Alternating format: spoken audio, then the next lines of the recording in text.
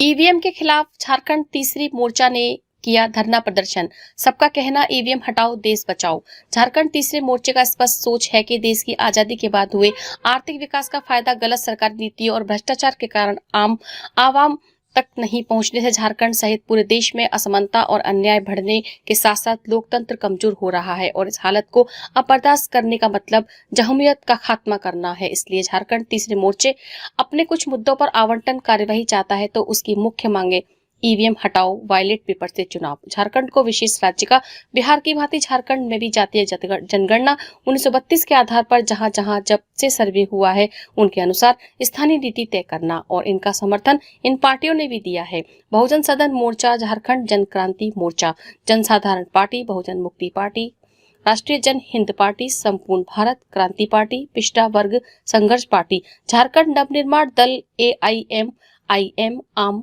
आवाम विकास मोर्चा, Jharkhand youth association, लोकहित अधिकार party. क्या मूल मांगे हैं भारत में आज़ादी के 75 साल के बाद भी समस्याएं ज्यों के त्यों बनी रही।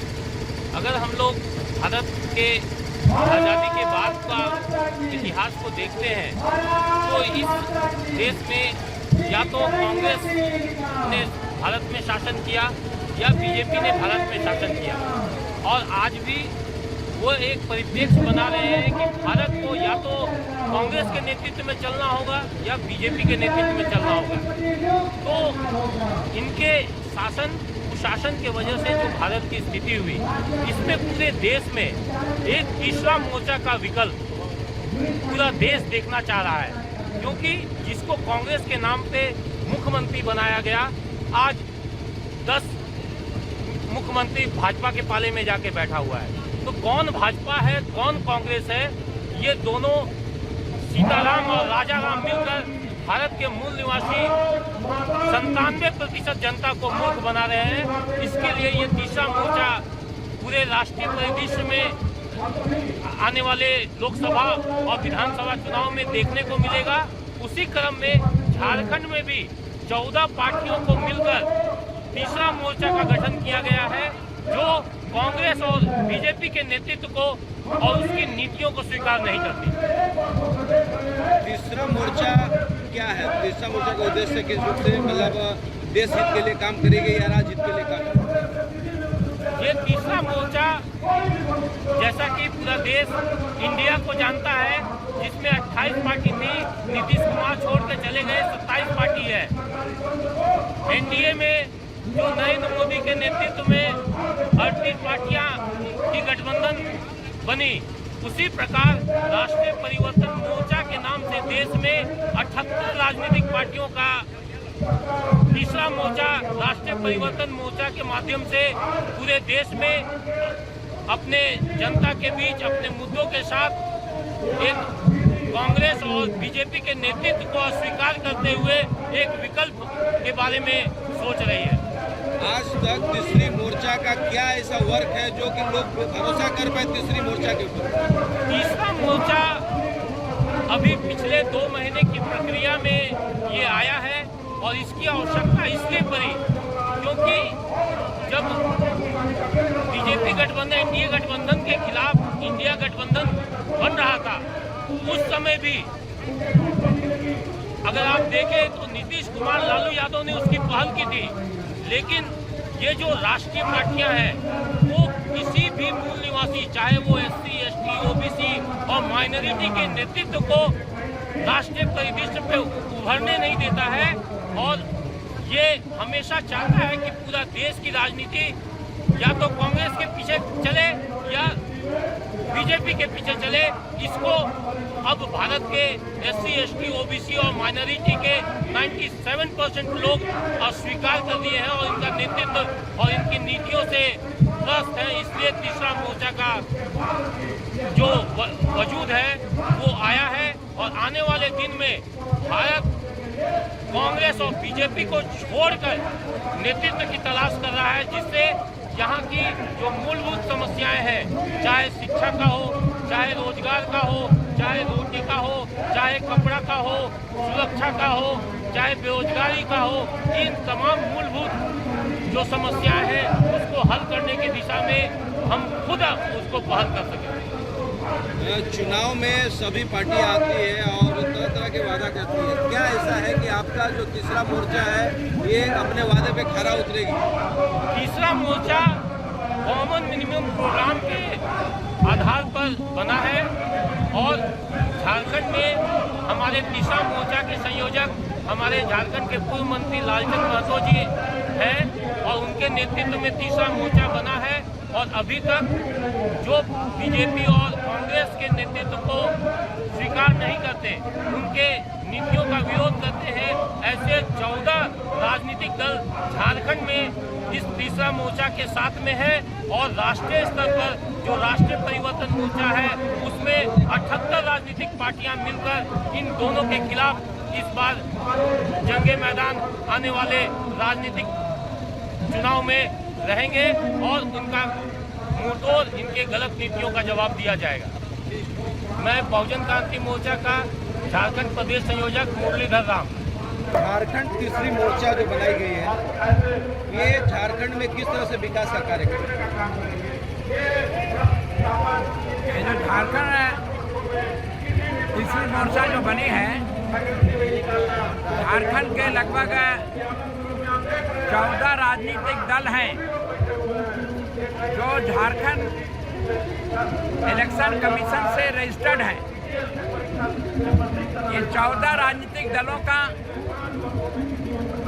एक साथ मिल करके और तीसरा मोर्चा का गठन हुआ है। राज्य में 2 विचारधाराएं चल रही हैं।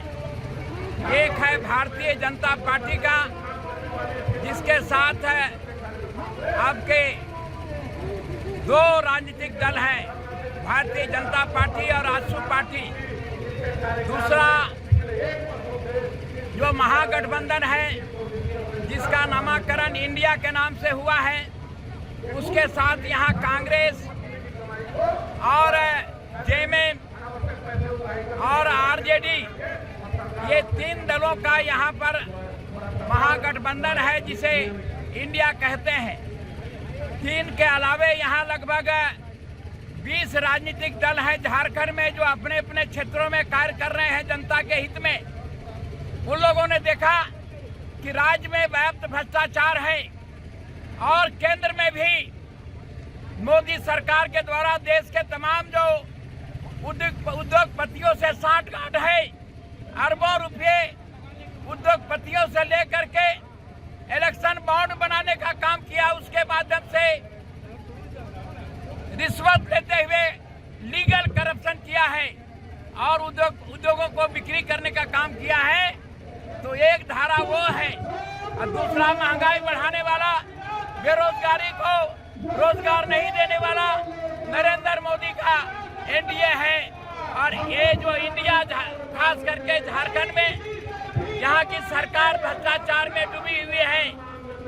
तीसरा मोर्चा का लोग जो है एक नजर से देख रहे हैं कि तीसरा कौन पार्टी यहाँ पर आवेगा। इसलिए हम लोगों ने तीसरा मोर्चा का गठन किया है। हम अगर सरकार में आते हैं तो हम झारखंड में जो स्वास्थ्य की जो समस्या है, गरीब इलाज नहीं कर पाता और जो शिक्षा है, गरीब आदमी को शिक्षा नहीं मिलता, शिक्षा का व्यवस्था चौपट है, जो महंगाई है, जो भ्रष्टाचार है।